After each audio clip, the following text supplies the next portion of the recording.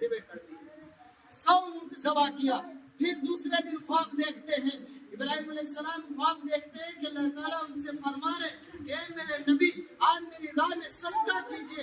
ابراہیم علیہ السلام اٹھے اور اللہ کے راہ میں 100 اونٹ پھر ذبح کر رہے، اور پھر وہ خواب دیکھتے ہیں ابراہیم علیہ السلام سے اللہ تعالیٰ فرما رہے اے ابراہیم علیہ السلام آپ میری راہ میں وہ چیز صدقہ کیجئے جو آپ کو سب سے زیادہ محبوب ہے، میری راہ میں آپ وہ چیز قربان کیجئے جو آپ کو سب سے زیادہ محبوب ہے۔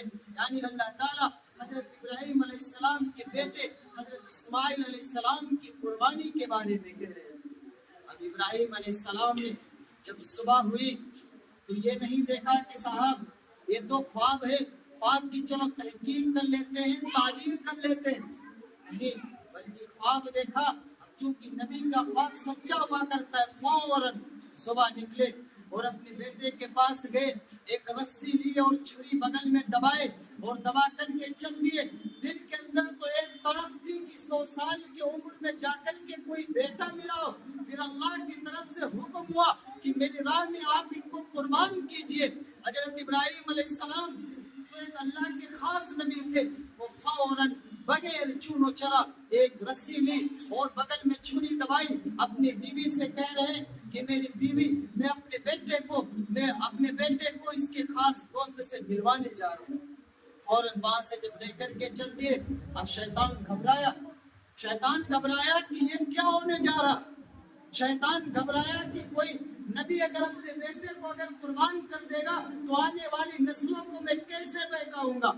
اب شیطان پریشان ہوا، دوڑ کر کے گیا بی بی ہاجرہ کے پاس، کیونکہ شیطان بھی جانتا ہے عورتیں سب سے زیادہ بہکانے میں آتی، شیطان بھی جانتا ہے عقیدے کے مسئلے میں سب سے زیادہ عورتیں ہار جاتی۔ شیطان پہنچا بی بی ہاجرہ کے پاس، کہنے لگا کہ تمہیں کیا ہو گیا ہے، تم اپنے بیٹے کو قربان کروانے جا رہی، تم اپنے بیٹے کو قربان کرانے جا رہی۔ بیوی نے جب دھتکار کر کے جب بھگا دیا، وہ پہنچا شیطان حضرت ابراہیم علیہ السلام کے پاس اور کہنے لگا کہ تمہیں کیا ہو گیا، کیا کوئی سگا باپ اپنے بیٹے کو ذبح کرتا ہے، تم اپنے بیٹے کو ذبح کرنے جا رہے ہو اللہ کے راستے میں، تم تو کوئی اور چیز بھی ذبح کر سکتے ہو، تم کوئی صدقہ کر سکتے ہو، اپنے بیٹے کو کیوں ذبح کرنے جا رہے ہو۔ فوراً ابراہیم علیہ السلام نے کنکریاں ماری، بھاگ جا مردود۔ پھر پہنچا شیطان اسماعیل علیہ السلام کے پاس، کہنے لگا کہ تمہیں پتا ہے تمہارے ابا جان کیا کرنے جا رہے، تمہیں ذبح کرنے جا رہے، تمہارے گلے پر چھری چلانے جا رہے۔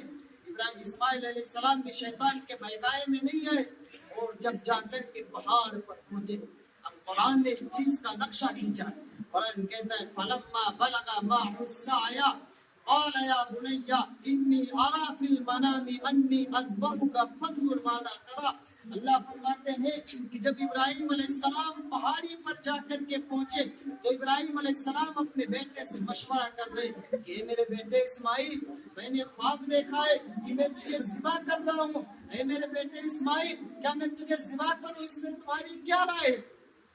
آپ سوچئے کہ جب باپ پیغمبر ہے، باپ کی طرف سے جب ایسا حکم ہوتا ہے، باپ کی طرف سے جب ایسا مشورہ ہوتا ہے تو بیٹے کا جواب بھی کتنا نرالا ہوگا، بیٹا بھی نبی ہے، بیٹا بھی پیغمبر، بیٹے کا جواب کتنا نرالا ہوگا۔ اسماعیل علیہ السلام نے جواب دیا قال یا ابت افعل ما تؤمر، اے ابا جان آپ سوچ کیا رہے، اگر حکم اللہ نے دیا ہے آپ کیوں سوچ رہے، آپ کر ڈالیے، ما تؤمر جو تم کو اللہ نے حکم دیا آپ کر ڈالیے، آپ میری فکر مت کیجیے، ستجدنی انشاءاللہ من الصابرین، اے میرا ابا جان انشاءاللہ آپ مجھے صبر کرنے والوں میں سے پائیں گے، آپ شکوہ کرنے والوں میں سے نہیں پائیں گے۔ اب جب ابراہیم علیہ السلام جب اپنے بیٹے کو لے کر کے جب چلے تو بیٹے نے کہا کہ ابا جان میرا ایک مشورہ ہے، میری ایک چھوٹی سی رائے یہ ہے، کیونکہ آپ میرے ابا ہیں، ہو سکتا ہے کہ باپ کی محبت تڑپ جائے، اس لیے ابا جان جب آپ میرے گلے پر جب چھری چلانا تو آپ مجھے چت لٹا دینا، میرے ہاتھ اور پیر باندھ دینا تاکہ میں ہلا نہ سکوں۔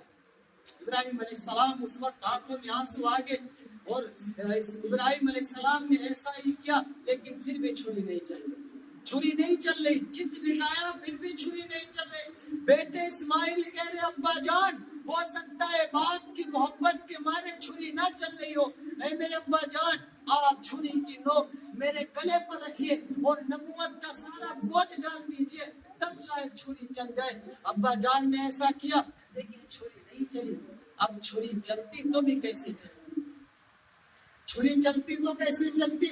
अब छुरी अपने में परेशान है कि नीचे भी पैगंबर ऊपर भी पैगंबर, अब छुरी बीच में परेशान है, मैं करूं तो क्या करूं, मैं जाऊं तो कहां जाऊं। अब छुरी परेशान है, मैं जिस पर चलने जा रहा हूं वो भी पैगंबर, इन्हीं के नस्ल में मोहम्मद रसूलुल्लाह जैसे नबी आएंगे।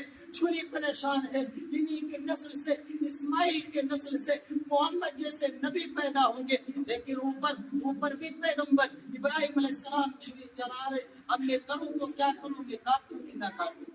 अल्लाह की तरफ से हुक्म हुआ, ए छुरी खबरदार, खबरदार मेरे इस्माइल का एक बाल भी बेका ना करना, मेरे इस्माइल का एक बाल भी बेका ना करना।